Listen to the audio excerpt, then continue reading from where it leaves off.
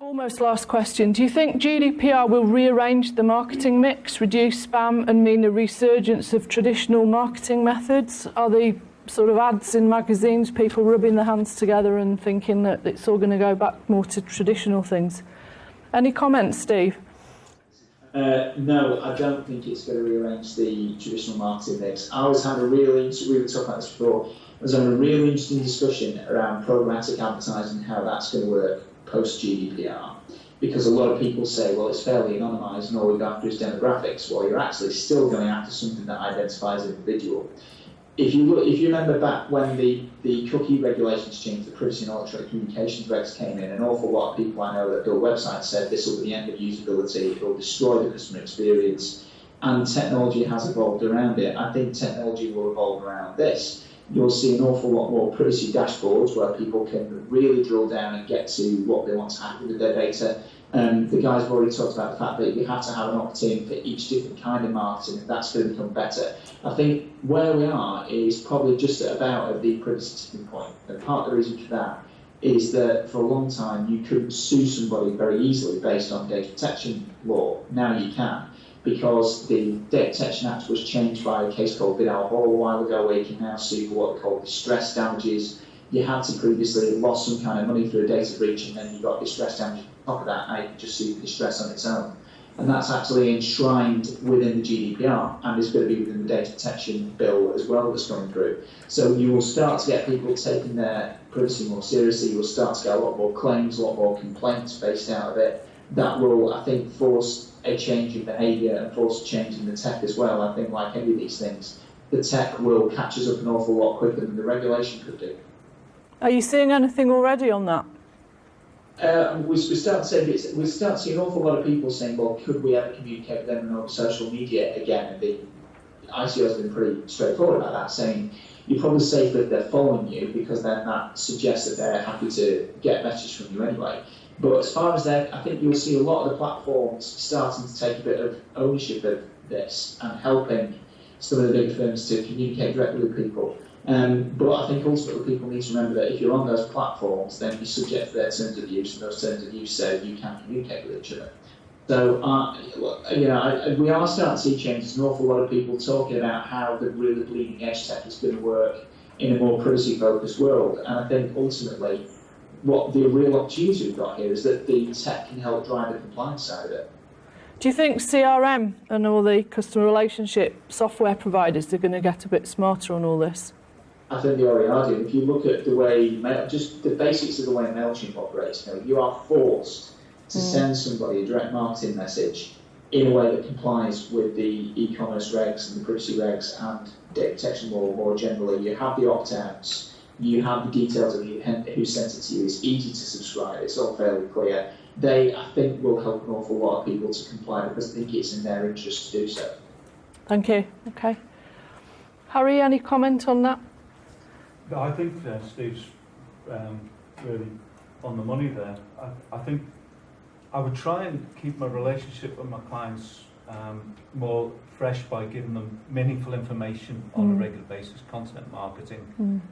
Give them something to really want to be in touch with you about, rather than just thinking, oh, I'd like to communicate with them because I want to sell them something in 6-12 months' time. Keep your relationships valid and relevant to your customers, and you're going to get more business from them. Okay.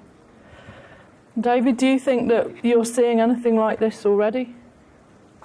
I think marketing in some ways is, direct marketing in some ways is changing, whether we're talking emails, whether we're talking mailing. Anyway, I think there is something happening, and I think GDPR will accelerate that. If I go back to the 90s, pre-internet, all there was mailing. And it had a name and address, you mailed it. It got the tag junk mail, quite right. There was no selection. The idea was you get that. Come 2000, you got the internet, you got emails, and somebody said, wow, we can do the same, but it doesn't cost us. Because at the time, mailing was sending everything out, the raw mail was slowly putting postage up, and all of a sudden, emails became all about, we can mail everybody all the time, as many times as you like, and it doesn't really cost anything. Mail took a long time to respond. I was in a business where I was told, just keep the digital bit, get rid of the mailing, it won't last, you won't see 2005, you see that. By 2010, we started seeing mail coming back, because in that time, the people who were sticking with mailing were getting far cleverer at it. They were thinking, well, actually, we don't need to mail everybody. 80% of people are never going to reply to my email, not going to respond and buy something. And so they started becoming much more selective.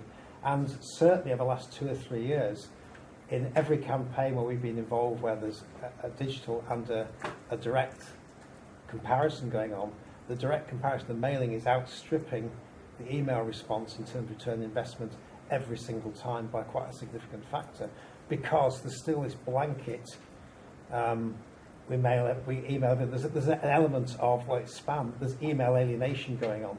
We've actually, for a couple of clients in the last year, they've started looking at running email campaigns in the same way that they run mailing campaigns, in that rather than doing everybody, they're being very selective, they're doing very small amounts, and they're giving very targeted, personalised messages.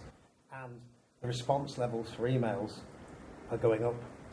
And so I think we're seeing that sort of intelligence response, because people out there don't respond to stuff they don't want. And if you bombard them all the time, it's not they're not going to respond, they're actually going to get alienated against you. It's like the Booking.com thing. You'd never book a Booking.com, I guess, because they've alienated you. So I think GDPR, where it's going to make you look for people who actually want to speak to you, is actually going to speed that process up.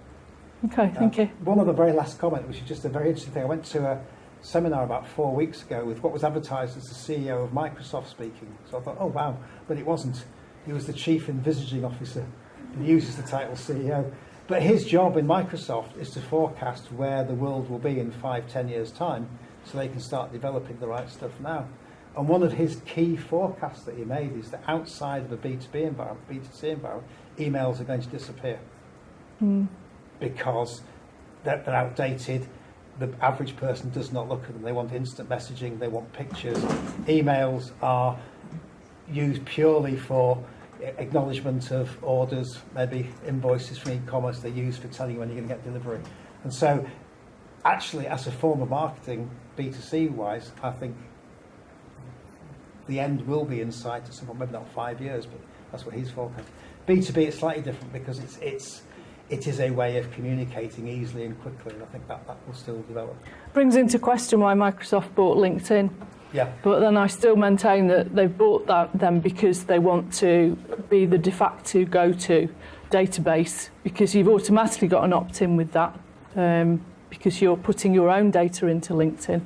And if you think about it, it's the ultimate CRM tool. Anyway, we've talked a lot about how companies are reacting to things.